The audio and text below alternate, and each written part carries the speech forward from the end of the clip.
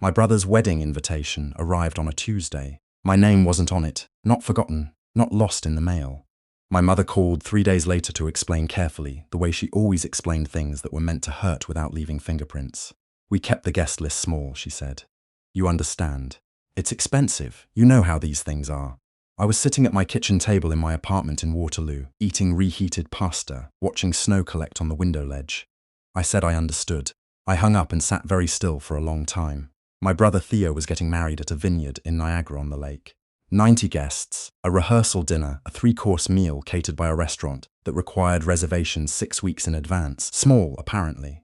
I wasn't surprised. That's the honest part. I'd had 31 years to learn how the math worked in our family. Theo was the one my father drove 4 hours to watch play junior hockey. I was the one my mother called to remind about the furnace filter.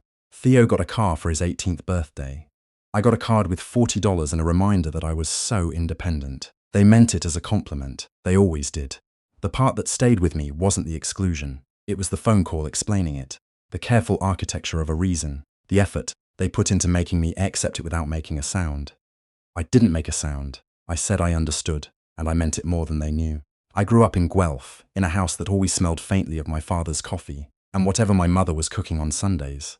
On the surface, it was a normal family. 2 parents, 2 sons, a dog named after a hockey player. My father managed a regional distribution warehouse. My mother taught elementary school part-time and ran the household the rest of the time. We weren't poor. We weren't rich. We were the kind of family that went to Wasaga Beach every August and argued about the drive home. Theo was 3 years older than me, and everything about him was easier to see. He was loud in the way that filled rooms. He laughed at his own jokes before he finished telling them. He had my father's broad shoulders and my mother's confidence, and he wore both like something he'd earned. Hockey, then lacrosse, then a business degree from Western that my parents talked about the way other people talked about landmarks. Theo's at Western, my mother would say at dinner parties the way you'd say, we have a place on the lake. I was quieter, I read a lot. I liked computers in a way that nobody around me understood or tried to understand. In grade 10, I taught myself basic web development from library books and a slow internet connection. By grade 12, I was freelancing small design jobs under a username that had nothing to do with my real name, because it felt cleaner that way. Because the version of me that existed online didn't need to explain himself to anyone. My father's version of encouragement was to compare. Theo's already got 3 job offers lined up, he'd say, passing the salad bowl. What's your plan again? I'd tell him. He'd nod the way people nod when they're waiting for you to finish talking. My mother would change the subject. I finished a computer science degree at the University of Waterloo. Nobody came to convocation. My father had a golf tournament. My mother said she'd watch the live stream. I don't know if she did. I walked across that stage in a gymnasium that smelled like industrial cleaner and other people's flowers. I shook a stranger's hand. Someone in the audience cheered for the person behind me. I found my seat and looked at my phone, and there was a text from my mother asking if I'd remembered to cancel my gym membership before the move. I replied that I had. I drove home alone, stopped for a coffee at a Tim Hortons off the 401, and sat in the parking lot for 20 minutes watching transport trucks idle in the grey afternoon. There wasn't anger, exactly. More like a kind of settling, like the last piece of something clicking into place. I thought, all right then, now I know exactly what I'm working with. The first 3 years after graduation, I lived in a 1-bedroom apartment in Waterloo and built quietly. I worked a day job at a mid-sized software firm, debugging and maintaining systems for clients I never met. Steady work, unremarkable to everyone except me. Because while I did it, I was also learning everything the job could teach me. At night, I freelanced. Cybersecurity consulting. Mostly. Small businesses that needed someone to audit their systems and tell them where they were vulnerable. I charged less than the market rate because I wanted the work and the experience more than I wanted the money right away. I was methodical about it. I kept records. I reinvested. I never talked about it at family dinners because my father had once called remote work pajama money. And I had learned long ago that explaining yourself to someone who isn't listening is a form of self-harm. My brother, meanwhile, had joined a real estate development firm in Toronto. He had the kind of job that sounded impressive without requiring explanation. He drove a leased BMW and lived in a condo his girlfriend, later fiancée, later wife, helped select. My parents visited him in Toronto twice a year. They came to Waterloo once for Christmas and spent most of the visit asking when I planned to move somewhere with more opportunity. Waterloo has more tech opportunity per square foot than most cities in the country. I didn't say that. What I noticed quietly was this. My father had started borrowing against things. The second mortgage appeared in a conversation he didn't know I was paying attention to. He was standing in the kitchen, speaking too quietly on the phone, facing the window. I was in the hallway. He said, "We can cover the gap with a line of credit, it's fine." He hung up and turned around and saw me, and the look on his face wasn't embarrassment. It was annoyance, like I'd walked into a room I wasn't supposed to be in. I said nothing. I went back to the living room, but I filed it away the way I filed everything. My parents had spent 30 years building a life around appearances. The right neighborhood, the right vacations, the right son's career to talk about at dinner parties. They had, from what I could piece together over the years, spent more than they'd saved and borrowed more than they could comfortably carry. The house in Guelph was mortgaged twice. My father's retirement plan was more optimistic than realistic. These weren't guesses. They were the kind of things you learn when you pay attention, and nobody thinks you're listening. I was always listening. The wedding invitation that didn't include my name arrived on a Tuesday, as I said. By Thursday, I had made a decision. Not about revenge, that word is too loud, too straight. More like a decision about position, about where I was going to stand when things eventually started moving. I didn't call my mother back to argue. I sent her a brief text. "No worries, I've got a project that weekend anyway." She replied with a smiley face. That was the end of it. The wedding happened in September, on a cool, clear afternoon in wine country. I know because my aunt sent me photos without realizing she probably shouldn't have. Theo in a grey suit, beaming. My parents on either side. My mother in a blue dress. My father with his arm around Theo's shoulder. 90 guests, catered dinner, string lights over a heritage barn. It looked beautiful, genuinely. I looked at the photos and felt something clean and final settle in my chest. I was in my apartment that weekend, closing a contract. My consulting company, registered in my name quietly 2 years earlier, had been approached by a logistics firm based in Mississauga looking to overhaul their data security infrastructure. It was the largest engagement I'd taken on. I spent that Saturday, while the wedding reception ran 2 hours behind schedule according to my aunt's Instagram, finalizing the scope of work document. I sent it at 11:47 p.m. They signed within the week. That contract changed the shape of the following year. More referrals came, larger clients, a hospital network in Hamilton, a regional insurance broker, a manufacturing company outside of Cambridge that had been ignoring vulnerabilities in their operational systems for years. Silent, unglamorous work that kept enormous organizations running safely. Nobody posts about cybersecurity wins on LinkedIn. That suited me fine. By the time my brother's marriage was 18 months old, I had moved into a clean 2-bedroom in uptown Waterloo, paid off my student loans, and had more in my TFSA than my father had probably ever saved at the same point in his life. I didn't tell anyone. There was no one to tell who would have understood without needing me to explain it, and explaining it would have felt like exactly the wrong kind of noise. The first crack showed up on an ordinary Wednesday evening. I was on a call with a client in Vancouver when my phone lit up with my mother's name. I let it ring, then it rang again. I finished the call, poured a glass of water and called her back. Her voice had a quality I hadn't heard before, careful and tight, like she was keeping something from spilling. "Your father's business," she started, and then stopped. My father had, 2 years earlier, left the warehouse management job to go in with a friend on a small commercial property investment. I'd heard about it secondhand, never from him directly. 2 strip mall units in a mid-size Ontario city, leased to small businesses. It had sounded fragile to me then. By the time my mother called, one of the tenants had folded, the other was 3 months behind on rent, and the carrying costs on the property had quietly swallowed most of what they'd put in. The line of credit was maxed. There was talk of refinancing the house again. "How bad?" I asked. She was quiet for a moment. "He doesn't want me to be dramatic about it." "How bad, Mum?" she told me. It was bad. That same night, my brother posted a photo from a rooftop bar in Scottsdale. He and his wife were in Arizona for a long weekend. His caption said something about earning the rest. He had 140 likes by morning. I sat at my desk for a long time after my mother's call. I didn't feel vindicated. That surprises people when I say it, but it's the truth. Watching someone you grew up with start to drown doesn't feel like winning. It just feels like watching. What I felt was clear. A kind of steady clarity that I'd learned over years of working alone in quiet rooms while other people made noise somewhere else. I knew exactly what the situation was. I knew exactly what I was capable of. And for the first time in my adult life, I let myself actually look at what I had built, instead of keeping it tucked away like something I wasn't sure I was allowed to have. I opened my banking apps, my investment accounts, the business dashboard. I looked at the numbers for a long time. Then I called my accountant. I didn't act immediately. Patience is not the same as hesitation. Patience is deliberate. I spent 3 weeks gathering information before I did anything.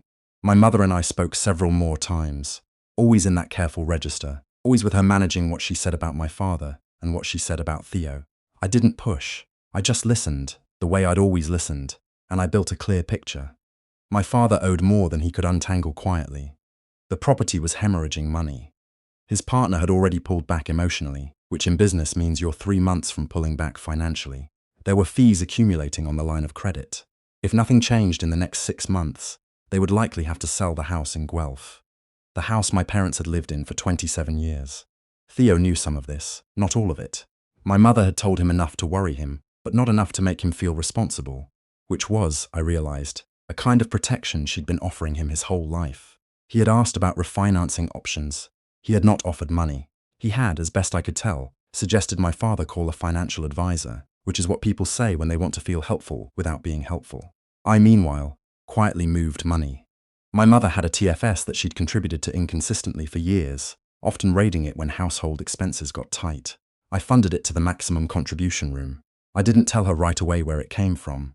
I told my accountant to route it cleanly, so it showed as a private gift with no tax implications. I also paid off the remaining balance on a line of credit she'd had in her name alone, one my father didn't have visibility into.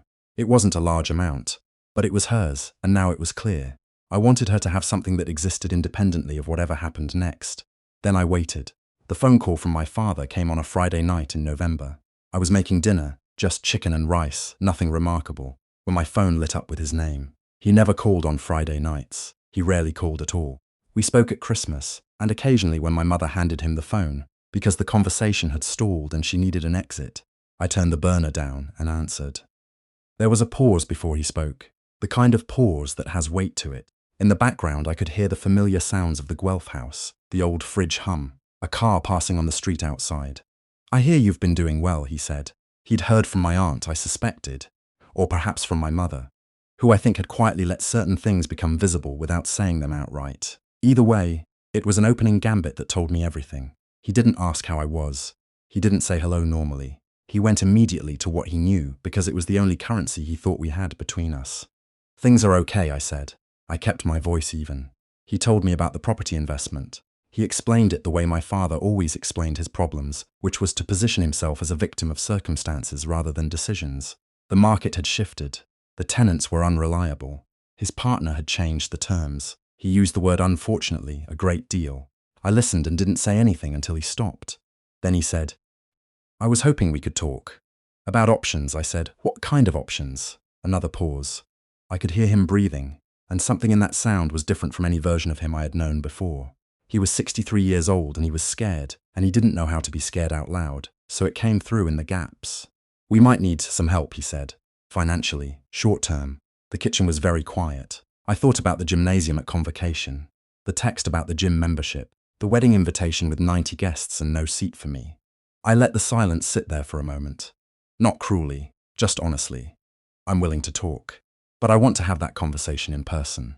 I drove to Guelph on a Saturday morning 2 weeks later. The city looked the way it always looked in November. Bare maples, grey sky, the kind of cold that isn't dramatic but just settles in and stays. I parked in the driveway behind my father's car. It was the same model as before, but it looked smaller somehow, or maybe he did. My mother opened the door before I knocked. She looked tired in a way that had been building for years, not just weeks. She hugged me and I could feel her holding on a half second longer than usual, and I understood that she had been carrying a lot of weight in a lot of directions for a very long time. The house was warm. There were cookies on the counter, which she always made when she was anxious and needed something to do with her hands. My brother wasn't there. I had suspected he wouldn't be. My father was sitting at the kitchen table when I came in. He stood up when I entered the room, which was something he never used to do. It was a small gesture, almost unconscious, but it registered. He looked older than the last time I'd seen him at Christmas. The confident posture that had always been his most consistent feature had softened somewhere. He shook my hand. He shook my hand, like I was someone he was meeting for the first time, and was trying to make a good impression. We sat down. My mother poured coffee and then found reasons to be in the other room, which I appreciated. Some conversations are better without witnesses. My father talked for a long time. He laid out the situation more fully than he had on the phone. The numbers, the debts, the timeline. He was thorough and mostly honest, I think, except for the parts where honesty would have required him to say, This happened because of choices I made over many years. He didn't say that, but I didn't need him to. When he finished, he looked at me across the table and he said, "You've obviously built something. I didn't see it coming." He paused. I should have. I sat with that for a moment. "I know," I said. Then I told him what I was willing to do and what I was not. I was willing to co-sign a refinancing of the property to reduce the carrying costs, provided the terms were reviewed by my attorney first. I was willing to purchase my parents' Guelph house at fair market value, so they could eliminate the mortgage debt, then lease it back to them at a rate they could manage, with a legal agreement drawn up properly. I was not willing to transfer money without documentation. I was not willing to extend anything to Theo's household. I was not willing to have a single financial conversation that wasn't transparent and recorded. My father was quiet for a long moment. "That seems very formal," he said. "It is," I said. "Those are the terms." He looked at his coffee cup. He looked at the window. He looked back at me. "Okay," he said. It was the quietest I had ever heard him agree to anything. Word travels fast in families, faster than money, faster than apologies. Within a month, my aunt had called twice, once under the pretense of catching up, and once asking if I knew anything about investment opportunities. I told her I didn't. My mother's friends sent her texts she inexplicably forwarded to me with no comment, texts that mentioned me in ways that made me understand I had become, in certain circles, a kind of story being told about someone else. Theo called in December. He'd heard enough, from my mother, from our father, to understand the broad shape of things. The call was awkward in the way that conversations are awkward when one person knows more than they're letting on, and the other person is trying to figure out how much to admit. "Dad says you helped them out," he said. "I did what made sense," I said, a pause. Then, "That was good of you." I didn't say, "I wasn't invited to your wedding." I didn't say, "You suggested a financial advisor when your parents were drowning." I didn't say any of the things that had lived quietly in me for years, because saying them wouldn't have changed anything that mattered, and I had stopped needing to be understood by people who were never really paying attention. "How are you and your wife?" I asked instead. We talked for 10 more minutes about nothing important. It was the longest conversation we'd had in 2 years. At the end, he said we should grab a beer next time I was in Toronto. I said, "Sure, maybe we will. That's not the point. My father is different with me now. Not transformed. I want to be honest about that, because transformation is a tidy word for a complicated reality. He's still my father. He still talks too much and listens too little, and occasionally says things that land badly without him noticing. Those things don't change in a year, but there is something new in how he looks at me. A consideration, a pause before he speaks that wasn't there before. Last spring, he called me on a Sunday afternoon, unprompted, not about money, just to talk. He asked about my work slowly, like someone trying to learn a new language. I explained what I do in plain terms, and he actually listened. At the end, he said, "I never understood it. What you were building." "I know," I said. "I should have tried harder to," he said. It wasn't a full apology. Men like my father rarely arrive at full apologies all at once. They come in pieces, over years, in the spaces between words. I've stopped waiting for the version that arrives all at once with a clear subject line. The pieces are enough, not because he's earned it, but because I've stopped needing it to be more than it is. I think about convocation sometimes, less than I used to. I remember standing in that gymnasium in the flat afternoon light, holding a degree that had cost me 4 years of work, and the kind of loneliness that sharpens you whether you want it to or not. I remember the text about the gym membership. I used to think success would feel like a door slamming, a reversal, something loud and final that made the before and after unmistakable. That's what revenge sounds like in your head. Dramatic, clean, conclusive. The satisfying closing of an account that's been open too long. What it actually felt like was quieter than that. It felt like a Sunday morning in my Waterloo apartment, city outside the window, coffee on the counter. Work I was genuinely good at waiting on my laptop. And the uncomplicated knowledge that I had built something real out of years when other people were not watching. My mother comes to Waterloo sometimes now. We walk along the trail by the park, stop for lunch, talk about small things that add up to something larger over time. She doesn't worry about bills the way she used to. I notice the difference in her voice, less careful, less tight around the edges. She laughs more easily. That part feels like something. My father and I are learning each other slowly, which is honestly the only way you can learn someone you've always misread. We're cautious with each other, which is maybe what respect looks like when it arrives late. My brother and I are something like careful strangers who share a history. That's what we are right now. Maybe we'll become more than that, maybe we won't. I've stopped deciding the ending in advance. What I know is this. For most of my life, I built things in rooms where nobody was looking, not because I was hiding, but because I had learned early that waiting for someone's attention is a way of giving them your time. I stopped waiting, I worked instead. The empty seats at my convocation didn't define me, but they did clarify something I needed to understand about myself, that I was capable of building a life that didn't require an audience. I still don't need one. I just no longer have to pretend that I never wanted one in the first place.